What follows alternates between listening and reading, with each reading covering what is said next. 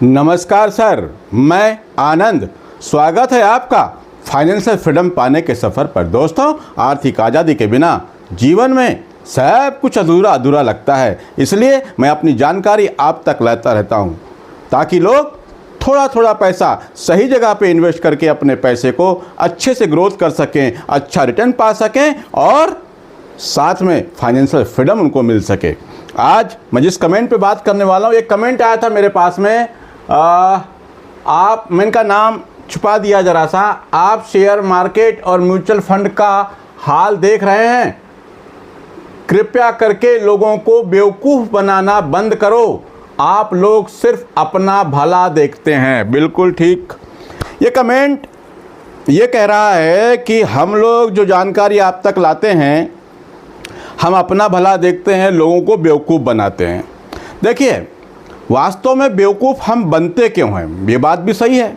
जो इन्होंने लिखा है वाकई में वो कुछ हद तक सही भी है कि जो लोग म्यूचुअल फंड में, शेयर मार्केट में इन्वेस्ट करते हैं, बेवकूफ़ बन जाते हैं।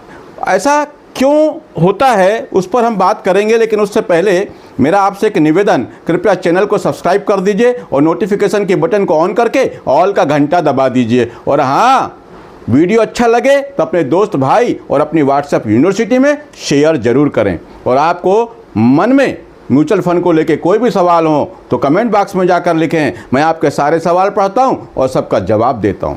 दोस्तों देखिए, पहली चीज़ तो ये कि आपको पता होना चाहिए कि हमको करना क्या है। ऐसा क्यों कहते हैं लोग, ऐसा क्यों सोचते हैं लोग, गलती किसकी है कि यहाँ पर सबका पैसा डूब जाता है, सब बर्बाद हो जाते हैं, हम जैसे लोग आप लोगों को बेवकूफ़ बनाते हैं। ये इस पर हम चर्चा करते हैं, लेकिन मैं ये कहूँगा कि इसमें गलती किसकी है। देखिए, पैसा आपका है, इन्वेस्ट आप कर रहे हैं, हम लोग आप तक जानकारी लाते हैं और मैं हर वीडियो में कहता हूँ कि मैं जो भी कुछ बताता हूँ उस पर खुद भी कुछ रिसर्च ज़रूर कर लें। हमको ये पता नहीं होता कि हमको करना क्या है, हम क्यों इन्वेस्ट कर रहे हैं, कहाँ कर रहे हैं, किस लिए करना चाहिए, ये सब पता ही नहीं होता। और हम सिर्फ क्या करते हैं, किसी के वीडियो को आधा अधूरा देखते हैं और देखने के बाद भी उस बात को मानते नहीं हैं। जैसे मैं अभी लोगों के पोर्टफोलियो रिव्यू करने के लिए आता हूँ, मेरे पास जो आते हैं मैं उसको देखता हूँ तो मुझे बड़ा आश्चर्य होता है कि लोग ऐसा कैसे कर सकते हैं, ऐसे कैसे अपनी मेहनत की कमाई को आग लगा सकते हैं। अरे तुमको कुछ पता ही नहीं है। तुम 20 रुपए की सब्ज़ी लेने जाते हो, 50 रुपए की सब्ज़ी लेने जाते हो तो हर चीज़ को छू छू करके देखते हो, उसको देखते हो सड़ी है कि गली है, अच्छी है कि नहीं। लेकिन जब आप इतना पैसा अपना इन्वेस्ट करते हैं, लंबा समय के लिए करते हैं, तो आप इस बारे में सोचते तक नहीं, सिर्फ रिटर्न देखते हैं और रिटर्न देख करके वहाँ पर इन्वेस्ट करने लग जाते हैं। बहुत सारे लोगों के पोर्टफोलियो वाकई मुझे बड़ी तकलीफ़ देते हैं कि ये लोग क्या वाकई में इसको सट्टा और जुआ समझकर ही यहाँ पर आए हैं कि एक दिन में करोड़पति बन जाएंगे। बिल्कुल नहीं बनेंगे सर। मैं बार बार कहता हूँ, अगर आपकी सोच ऐसी है कि आप 2-4 दिन 10 दिन के रिटर्न को देख करके म्यूचुअल फंड में पैसा लगाते हैं और आप सोचते हैं कि एक हफ्ते में, एक साल में मेरा पैसा ग्रोथ हो जाएगा, करोड़ रुपया बन जाएगा, बिल्कुल नहीं होगा। मैं हर वीडियो में यही बात कहता हूँ, बिल्कुल नहीं होगा। सबसे पहले तो आपको पता होना चाहिए कि मुझे कहाँ इन्वेस्ट करना है, कितना करना है और किस लिए कर रहा हूँ। किस लिए कर रहा हूँ ये इसलिए पता होना चाहिए कि आपको, जैसे हम सब बताते हैं कि म्यूचुअल फंड में रिटर्न की कोई गारंटी नहीं है, मार्केट में कई बार गिरावट देखने को मिलती है, पिछले बार भी कई बार, पास्ट टाइम में अगर देखें कई बार मार्केट गिरा, ये सब बताते हैं। फिर आपको या मेरे जैसे को समझ में आ जाना चाहिए कि मार्केट की ये उठापटक होती रहती है, फिर हम यहाँ पे इन्वेस्ट करते हैं। अब जैसे आपका लक्ष्य आपको पता नहीं, अब लक्ष्य पता नहीं का मतलब, मैं पोर्टफोलियो मेरे पास रिव्यू के लिए आते हैं, 4 साल का टाइम लिखते हैं, 5 साल का लिखते हैं और पोर्टफोलियो में सारे स्मॉल कैप, सारे मिड कैप। किसने बोला भाई, किसने बोला भाई आपको कि 4-5 साल के लिए आप मिड कैप में और स्मॉल कैप में इन्वेस्ट करें? बिल्कुल नहीं, नहीं करना चाहिए। अगर किसी ने कहा भी है तो मैंने तो नहीं कहा, पर अगर किसी ने कहा भी है तो मैं कहता हूं कि ऐसा नहीं करना चाहिए। Small cap, mid cap risk होता है, काफ़ी रिस्क होता है। कई बार ये जब गिरते हैं तो बुरी तरह से गिरते हैं और 3-3 साल, 4 साल तक इसमें रिटर्न नहीं बन। आपको ये सोचना चाहिए कि मैं कहाँ पे इन्वेस्ट करूँ, कैसे करूँ। तो देखिए, अगर आपको ये लगता है कि आपने कोई काम सोचा। पहली बात तो बिना लक्ष्य के यहाँ पर इन्वेस्ट करना ठीक नहीं। आप एक गोल बनाइए, लक्ष्य बनाइए कि आप किस काम के लिए कर रहे हैं। आपको पैसे की ज़रूरत है, 2-4 साल बाद आपको पैसों की आवश्यकता पड़ने वाली, तो आपको मैं कहता हूँ आप बैंक में एफडी कर दीजिए, आरडी कर दीजिए, कहीं गोल्ड खरीद लीजिए, सेफ रखिए पैसा। मगर उससे पहले और अगर उसके बाद भी आप इक्विटी में आते हैं, म्यूचुअल फंड में आते हैं, शेयर मार्केट में आते हैं, तो 2 साल, 4 साल, 5 साल यहाँ पर पर्याप्त समय नहीं है। यहाँ पर आप रिटर्न अच्छा बना पाएंगे ऐसी उम्मीद बिल्कुल नहीं। रिटर्न को देख करके बिल्कुल भी नहीं आना चाहिए। अब यहाँ पर एक सवाल और आता है कि भाई हमको तो म्यूचुअल फंड में आना ही है, लगाना ही है, टाइम कम है, तो आप हो सकता है कोई डेट फंड चुन लें, हाइब्रिड फंड चुन लें, मगर ऐसा नहीं करेंगे आप रिटर्न देखते हैं। किसी भी पोर्टफोलियो खोला, विज्ञापन में देखा कि इसका रिटर्न 40%, इसका 80%, अरे भाग रहे हैं उसके पीछे और सारा पैसा वहाँ पे डाल दिया। सबसे पहले आपको अपना इमरजेंसी फंड अपने पास सेफ रखना चाहिए, किसी बैंक में गोल्ड के रूप में अपना पैसा सेफ पहले रख लें। कुछ बीमा भी करा लें अपना, क्योंकि जीवन का भरोसा नहीं, कब कौन सी घटनाएं हो सकती हैं, इसलिए बीमा ले लें। अब बीमा में मैं क्या कहता हूँ, टर्म प्लान लेना चाहिए जहाँ पर रिस्क कवर ज़्यादा होता है और प्रीमियम भी कम आता है। तो ये सब देख करके हमको इन्वेस्ट करना चाहिए। अब एसआईपी को लोग गलत कहते हैं। क्यों कहते हैं भाई? आपको पता ही नहीं है इस बारे में कि यहाँ पर तो रिस्क रहता है। आप इक्विटी में पैसा लगा रहे हैं, लोगों के धंधे में पैसा लगा रहे हैं, व्यापार में पैसा लगा रहे हैं, मार्केट कई बार गिरता है, कई बार लोगों का पैसा आधा भी हो जाता है। यह आपको पता होना चाहिए, और नहीं पता है तो आपको पता करना चाहिए, उसके बाद इन्वेस्ट करना चाहिए। अब मान लीजिए पहले भी आप कहीं इन्वेस्ट करते हैं, आप गोल्ड खरीदते हैं, एसआईपी पहले भी जैसे होती थी। पहले एसआईपी कैसी होती थी? गुल्लक हुआ करती थी हर घरों में, और उसमें वो सिक्के डाला करते थे, नोट डाल दिया करते थे, और हर बच्चे का अलग अलग गुल्लक हुआ करता था। और होता था ये कि भाई ये गुल्लक जो है तो इसके अगले जन्मदिन में इसके गिफ्ट के लिए काम आएगा, या फिर इसके लिए बाद में साइकिल खरीद देंगे। तो यहाँ पर आप लक्ष्य क्यों नहीं बनाते? कुछ साल पहले देखता था कि जब एफडी का पैसा, किसान विकास पत्र या पोस्ट ऑफिस की जो एफडियाँ हुआ करती थी, उसका रिटर्न लगभग 5 साल में डबल हुआ करता था पैसा, इंटरेस्ट रेट बहुत अच्छा था। तब उस वक्त में मैं भी लोगों को सलाह देता था और करता भी थे, भाई हर महीने एक एफडी करानी है पोस्ट ऑफिस में, या किसान विकास पत्र खरीदना है 1000 रुपये, 500 रुपये का हर महीने, और इस तरह उसको जमा कर लेते थे, और फिर बाद में उसको उसका टाइम बढ़ा दिया करते थे। ये सब होता था। ये भी तो एक एसआईपी है। आपने गोल्ड खरीदा, थोड़ा गोल्ड खरीद के इकट्ठा करते रहते हैं, उसको तो आप 10 साल 20 साल रख लेते हैं, 40 साल तक रख लेते हैं, बेचते ही नहीं गोल्ड को, इंतज़ार कर लेते हैं। ज़मीन खरीदते हैं आपने कोई ज़मीन खरीदी तो आप वहाँ पर 2-4 10 साल 20 साल रुके रहते हैं। अगर आप ज़मीन बेचने गए तो वहाँ पर क्या हुआ, आपने मान लेता हूँ अगर कोई 1 करोड़ की ज़मीन आपने खरीदी और उसके रेट 90 लाख बचे हैं, तो आप उसको नहीं बेचेंगे, रुक जाएंगे, और जब 1 करोड़ का 2 करोड़ 3 करोड़ हो जाएगा तब आप उसको बेचेंगे। तो आप यहाँ पे क्यों नहीं रुक सकते? यहाँ तो जैसे ही मार्केट गिरता है आप पैसा निकाल के भागने लगते हैं। कैसे बनेगा रिटर्न? वहाँ आप रुक जाते हैं, यहाँ क्यों नहीं रुक सकते? बैंक में एफडी करते हैं आप, 5 साल 20 साल तक के वहाँ पर रुके रहते हैं, तो यहाँ भी आपको रुकेंगे तो रिटर्न तो बनेगा। अब आप बच्चों की बात करें, बच्चे, भाई बच्चों के लिए भी तो आप इन्वेस्ट करते हैं।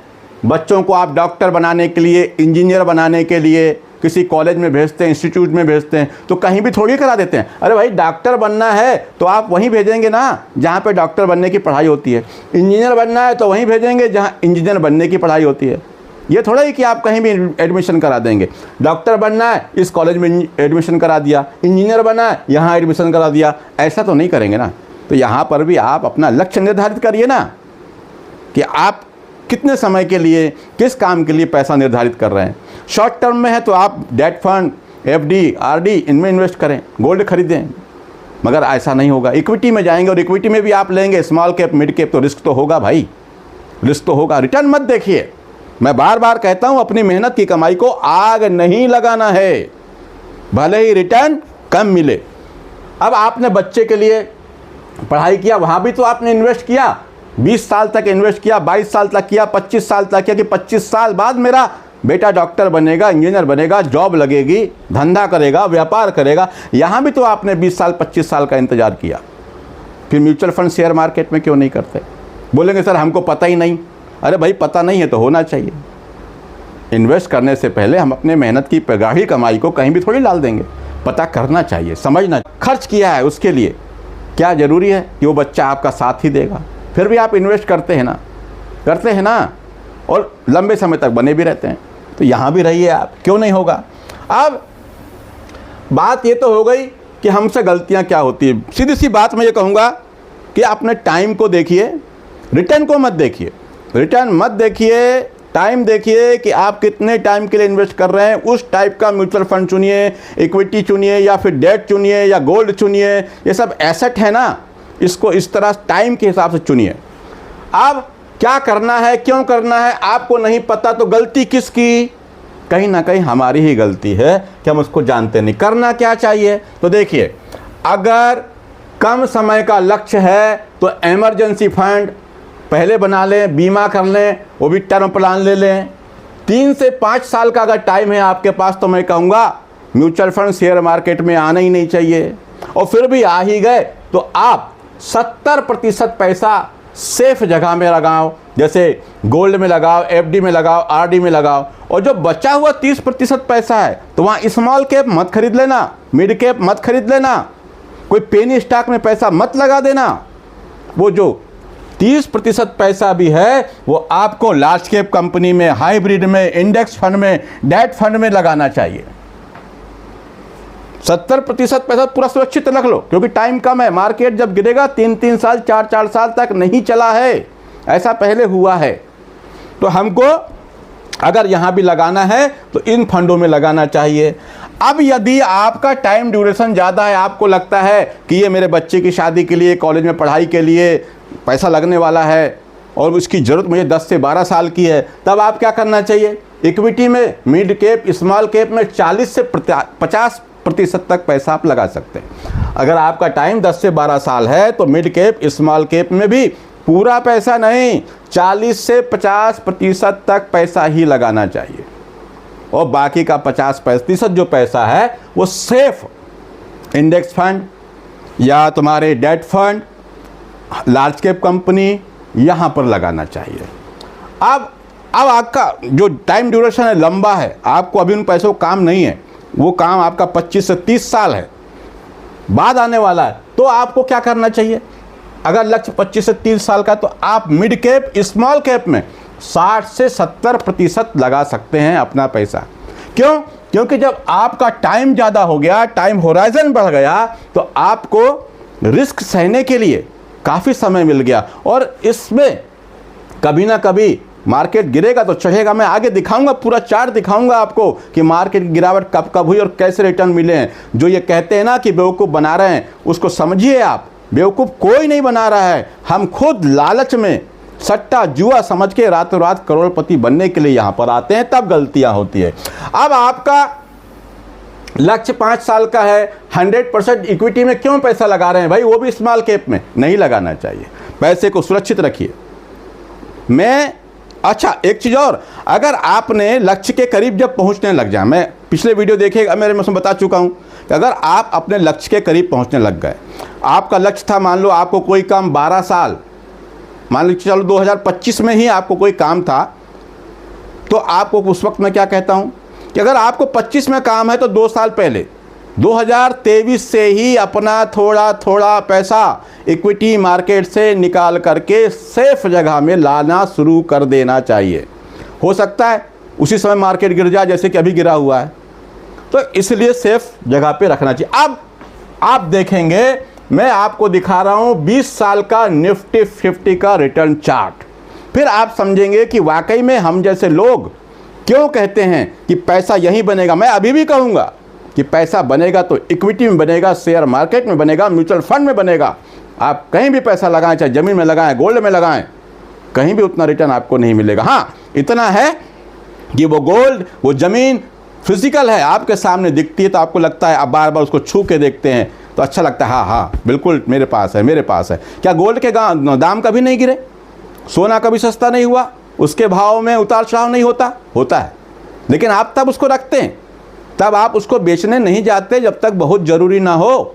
आप बेचने नहीं जाएंगे जब उसका दाम सस्ता हो।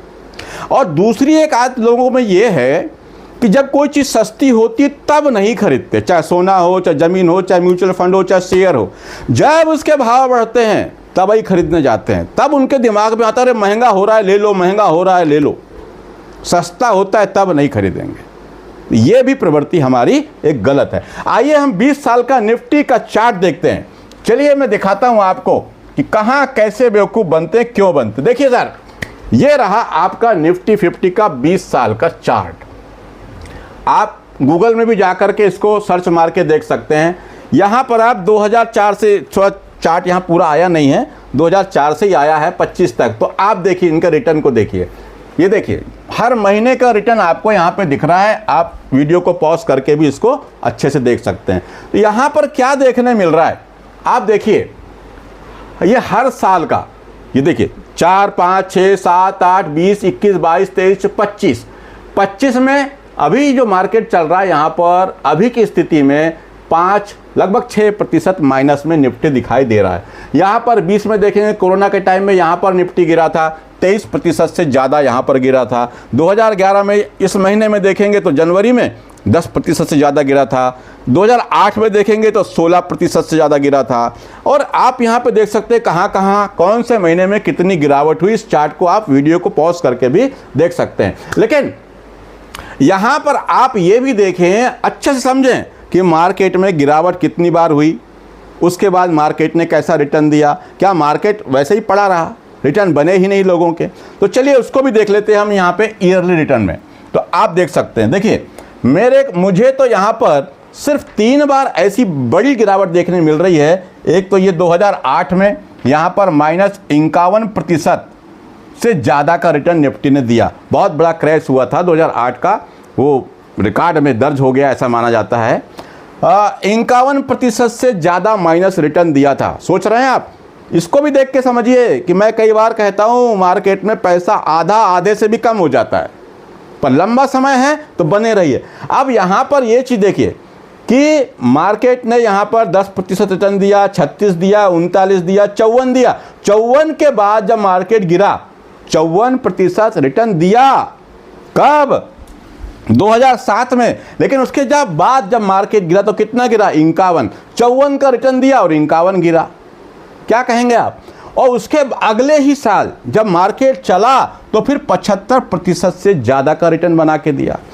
अगले साल 17%। अब ये फिर एक गिरावट देखेंगे आप 2011 की। 2000 में 24% से ज़्यादा की गिरावट देखने मिली। लेकिन फिर जब अगले साल मार्केट चला तो देखिए अगले ही साल जितना गिरता है उससे ज़्यादा बढ़ता है, जितना गिरता है उससे ज़्यादा बढ़ता है। यहाँ पे 24 गिरा, 27 का रिटर्न दिया। सिर्फ ये एक ऐसा साल है जहाँ पर -4% रिटर्न था, उसके अगले साल 3% का रिटर्न मिला। ये एक ऐसी जगह पर है। लेकिन अगर आप यहाँ पूरा चार्ट देख लीजिए, जब भी मार्केट गिरता है उससे ज़्यादा रिटर्न बना के देता है। अभी भी मार्केट गिर रहा है तो हो सकता है इससे अच्छा रिटर्न बना के मिलेगा, हो सकता है समय लग जाए। कुछ भौगोलिक कारण भी होते हैं, जगह जगह युद्ध, मारकाट, बीमारियाँ, ये सब कारण से भी होता है। कुछ राजनीतिक परिदृश्य भी होते हैं जो मार्केट को प्रभावित करते हैं। और सबसे बड़ा प्रभावित करता है बड़ा पैसा। जिसके पास ज़्यादा पैसा है वो मार्केट में ये गेम करता रहेगा। जो ऑपरेटर होते हैं ना, वो ये गेम करते रहेंगे और आम इन्वेस्टर छोटे इन्वेस्टरों का माल बिकवा करके ही मानते हैं। जो लोग इस मार्केट में टिक गए उनका पैसा बनेगा। अब आप देख सकते हैं ये पूरा चार्ट आप देख लीजिए। यहाँ पर आपको एनुअल रिटर्न में आप देख लीजिए निफ्टी 50 का अच्छे से देख लीजिए तो आपको समझ में आ जाएगा कि हम जैसे लोग क्यों कहते हैं। यहाँ पर देखिए ना 2008 की गिरावट 16%, ये 9%, 5%, 17%, 10%, -51%। पर फिर भी आप यहाँ पर लाल निशान कम देखेंगे, माइनस के निशान कम देखेंगे, प्लस का निशान ज़्यादा देखेंगे और एनुअल रिटर्न भी आप देख लें। मैं इसलिए कहता हूँ कि मार्केट में डरना नहीं है। आप पहले अपना लक्ष्य निर्धारित करें कि आप किस लिए यहाँ पे इन्वेस्ट कर रहे हैं, उस हिसाब से सामान खरीदें, उस हिसाब से सामान खरीदें। अब आपको खीर बनानी है या मिठाई बनानी है तो आप खोवा खरीद के लाएंगे, और कुछ नमकीन बनाना है तो बेसन, नमक, मिर्ची खरीद के लाएंगे। वैसे ही यहाँ पर भी है। आप पहले अपना लक्ष्य निर्धारित करें कि आप यहाँ इन्वेस्ट क्यों कर रहे हैं, उसके बाद ही आप अपना काम कर पाएंगे, अच्छा रिटर्न आपको मिल पाएगा। चलिए अब मैं कुछ कमेंट पर आता हूँ। रवि कुमार सर लिखते हैं, please review my portfolio, Tata small cap, Motilal small cap, JM small cap, मेरे एसेट स्मॉल कैप। देखिए मैं अभी जो बात कर रहा था, अब देखिए अब ये इन्होंने नहीं लिखा है, मैं ये नहीं कहूँगा कि ये गलत है, हो सकता है उनने अपने रिस्क के अनुसार लिए हों, हो सकता है उनकी रिस्क सहने की क्षमता हो रवि साहब की, उन्होंने लिया। आप देखो small cap, Tata small cap 1, 2 small cap, 3 small cap, 4 small cap, और ये पारंपरिक ELS 2 ELS, 1 मिड कैप। ये इस तरह का इन्वेस्ट करेंगे। अगर लंबा समय है 15 साल, 20 साल, 25 साल, तो फिर ठीक है, वो भी 4 स्मॉल कैप। सर मुझे पसंद नहीं है कि आप 3 4 स्मॉल कैप अपने पास रखें, 1-2 स्मॉल कैप रख सकते हैं, बाकी आपको यहाँ पर लार्ज कैप इंडेक्स फंड शामिल करना चाहिए। अगले कमेंट पे आता हूँ। अच्छा, बच्चों के लिए भी आपने पूछा। हाँ, अब ये बच्चों की अगर बात है कि आपको बच्चों के लिए फंड इन्वेस्ट करना है, तो बहुत सारी AMC अच्छी हैं, HDFC है, SBI है, मेरे एसेट है, बहुत सारी हैं, आप देख लीजिएगा। लेकिन ऐसा फंड चुनिए जिसका AUM 5,000 करोड़ से ज़्यादा हो, जिसका AUM कम हो, उस पर इन्वेस्ट ना करें। अगला कमेंट आता है नारायण सर का।